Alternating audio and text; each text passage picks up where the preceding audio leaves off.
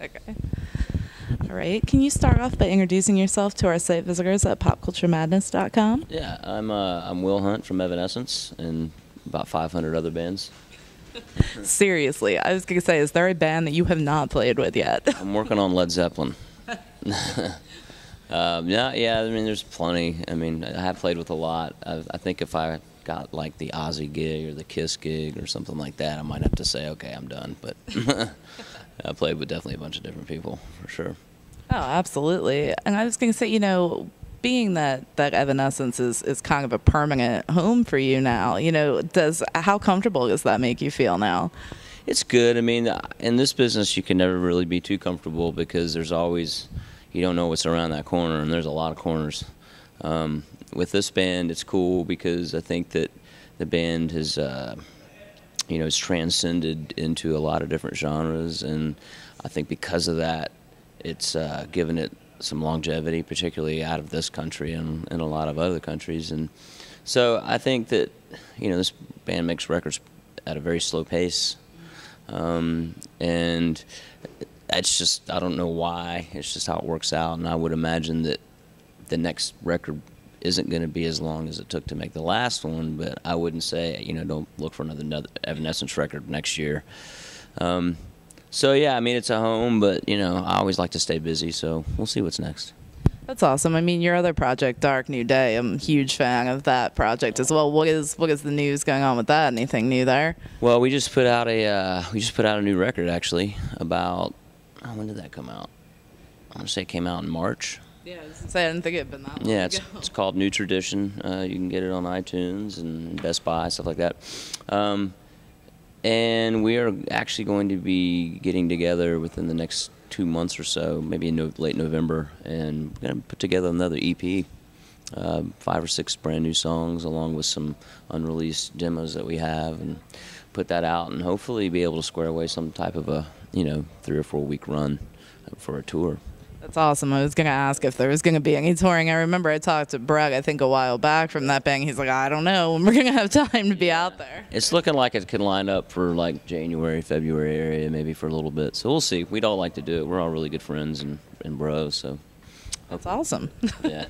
So how are you enjoying Carnival of Madness so far? How, which fans have been the craziest so far? Which city has been the most off the wall? Let's see. Well, tonight would be the 4th show of the run. I know the Hailstorm guys real well. I've known them from back when we were doing Dark New Day, and they would play with us, and so it's really cool to see them coming up the way that they have. And Dark New Day's first tour was with Chevelle, so it's cool to be back out with them. And I mean, I like all these guys. I haven't gotten a chance to check out Cavo or New Medicine yet, but as far as the tour goes, it's cool. The crowds have been great. Columbus, Ohio was really insane. Those people went off all day for everybody. But other than that, we've had bus problems. Our bus broke down the second night of the tour, and the Hailstorm guys were really cool to turn around and come back and pick us up off the side of the highway so we could make it to Columbus to play the show. So it's been a little weird, but it's rock and roll. What are you going to do? Absolutely. So are there any areas you're looking forward to visiting? Let's see, where are we going on this tour that's kind of cool? I mean, all these places I've been to, just nothing really new. Sioux City Falls, Iowa, or whatever it's called. I don't know if I've been there or not. That might be a new one. We'll see. I'm trying to think, man, where are we going? I don't even know. I'm in a haze right now because of the last few days of no sleep. But yeah, it's just going to be a good run. We're excited to get out there and bring this bill to all the people. That's awesome. Yeah, I think the last time I caught you guys was at Carolina Rebellion in North Carolina. So definitely you guys have been killing it on the road since then. Yes. So what are some of your tour survival tips? Wow, man. Go with the flow. That's a big one. Don't take yourself or anything too seriously.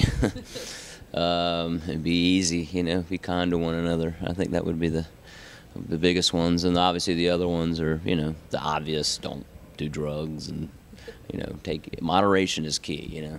Drink, have a few beers, have a few glasses of wine. Don't get too crazy. Good advice, definitely good advice. So, definitely the new album has been, performing quite well, and I'm sure you guys are very, very happy with the way that that's been doing.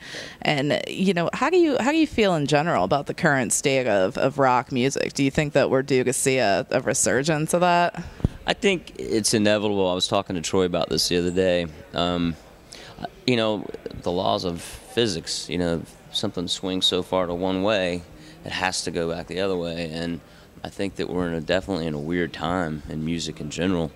But I feel like that pop and disco and stuff like that and dance music is so huge right now that it's inevitable that it'll swing back the other way. I don't know what way that's going to be. I think, though, what's cool about rock music and it's like rock music may never be what it used to be. But if it's not, it doesn't matter because there's always a core group of people that love it. And like you were at Carolina Rebellion, we play some of these festivals overseas, we play some of them here, and you see 20 to 80,000 people that are there to listen to rock music. So I don't really think it's gone away. I think that it's just how people get it is different maybe. Maybe it will be the popular music of tomorrow again, I don't know, but I don't think it really matters, No, I can definitely see your point too. Every time someone has that argument with me personally, and they're like, "Oh, rock is dead; it's not coming back," and I'm like, "Okay, have you been to Mayhem Fest this summer? Have you been out to Warped Tour? These fans are coming out in droves for this stuff." Absolutely. So. Rock fans are loyal, and that's one thing about when you go over to Europe and you see the loyalty that those fans have for their rock music. It's a really intense thing, and I think that America is starting to kind of come around to that same intensity and loyalty. The fans here are starting to understand that, the way to keep this alive is to go out and see it and be a part of it, and it's a movement. So I think it's fine. So, how hard is it for you to switch hats, even stylistically, between projects? You've done stuff with Methods of Mayhem and Dark New Day and now Evanescence. Is that difficult for you at all?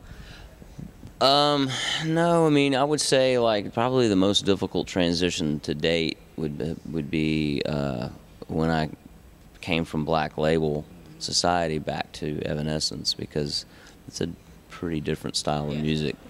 And intensity level. But to me it's all rock. I can play rock music, any kind of rock music, all day long. I love it, and, because I love it and it's in my heart, it makes it easy. If you had me going from Black Label Society to Kenny Chesney, that might be a little weird. But, other than that, I can pretty much do anything. That's awesome. So when did you first discover a love for drumming? Well, I had a guitar when I was 5, and I couldn't wrap my fingers around it. And so by default, I just started beating the crap out of everything in the house with wooden spoons. And they got me a drum when I was 5, and I started then, I was going to say, were you the kid on the oatmeal cans? Absolutely, oatmeal can. Remember those things called Lincoln Logs? Yes. They had those big Lincoln Log cans. And yes, I do. I had 4 or 5 cans of those things, and the tops were plastic, so they made good tom sounds, and the bottoms were aluminum, and they made good snare sounds or cymbal sounds. So me and my brother would play Kiss in our room, and I would be Peter Criss, and I'd line up my Lincoln Log cans and play drums on those, and eventually those gave out too, just like the pillows and the pots and everything else, and they had to get me something real. So, well, that was the true do-it-yourself. That's the way to start. Determined to play, man. I'm determined. That's awesome. So, do you remember the first album you may have purchased that left a lasting impression on you? The first record that I ever heard? Wow, man. The first one that I ever my mom and my father both had really extensive, record or 8-track collections. And I think the first record that ever really impacted me that I could really call my own was Kiss Alive 2. In 1977 that came out, and I got it for Christmas, and but I'd already been listening to a lot of Led Zeppelin and stuff like that through my mom's 8-tracks, but kind of got it, but didn't really get it. But then Kiss with the visuals and all that, and then I really got it. And then I kind of went back and rediscovered Led Zeppelin and all that stuff. But yeah, Alive 2 would be the one for me. Nice. So if you weren't pursuing music right now, what do you think that you'd be doing instead? I'd be a garbage man. I don't know, man. I get that question a lot. It depends. Probably if I didn't do music, I would have surfed full time maybe for a little while, or I don't know, been a beach bum, opened a jet ski stand or something. Did you have a favorite odd job growing up? Oh God. Oh my God. I don't know. No, man, jobs suck. There's no favorite anything about that. Actually, I take that back, man. When I was in high school, I had a job at Musicland, which was like a really big record store back in the day when those still existed. Yeah, I was going to say record stores. Yeah, exactly. And that was a really kick-ass job. I enjoyed that one. That was cool. Absolutely. I used to work at a video store, and that was my favorite one, too. It's not really working. You're around what you love, so that was pretty cool. Oh, absolutely. So, after the Carnival of Madness tour, what is next in store for you?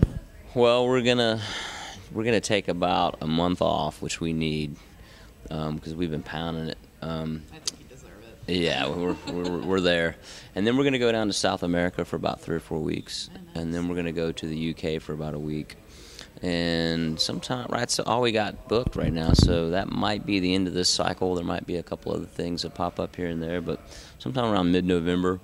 After that, hopefully the Dark New Day thing will happen for about a 6-month period.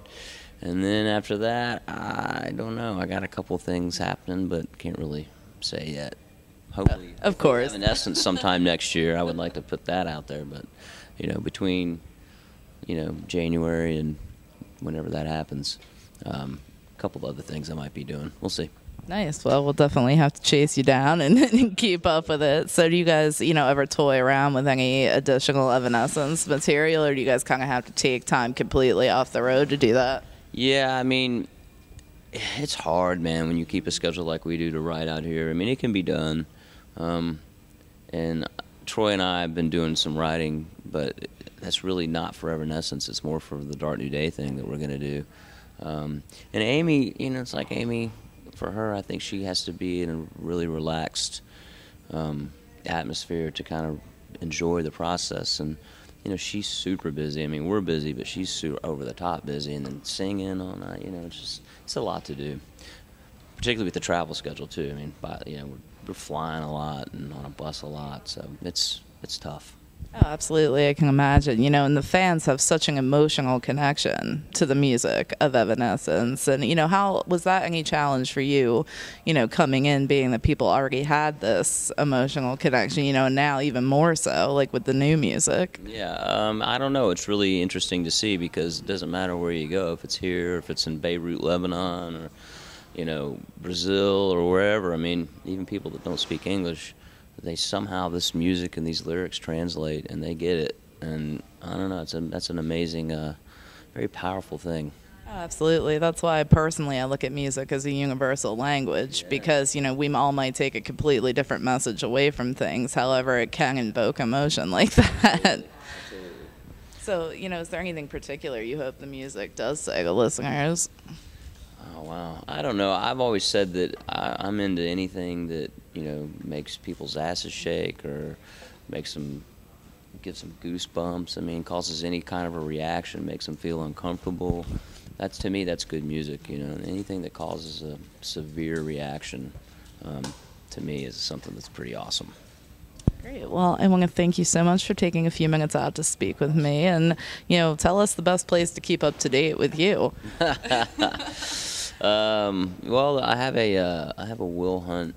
I don't know. I don't never like the word fan page, but it's just a Will Hunt page on Facebook, and I post a lot of stuff there and keep everybody up to date. And I'd like to get more Americans on there. It's mostly like Europeans and South America people and stuff like that. So maybe we can put that out there. Like my page.